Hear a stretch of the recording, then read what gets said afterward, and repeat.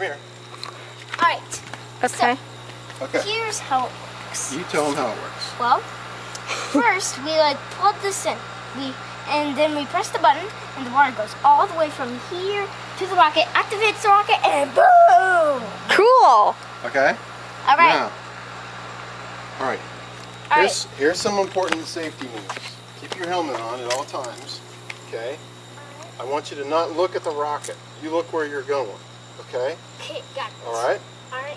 And then what we want to do is we don't want to press the button until we're already going. So I want you to, you're going to start back here by this column, and you're going to drive to here. Then you're going to hit the button here and hold it. Okay? And just hold the button and keep driving that way. Okay? Alright, what happens if I let go? You can let go after the rocket fires off, but trust me, it won't matter. Okay? Okay. Alright, so let's plug in. Don't hit the button yet, okay? Does this go slower than speed on top? Way slow. Alright, good.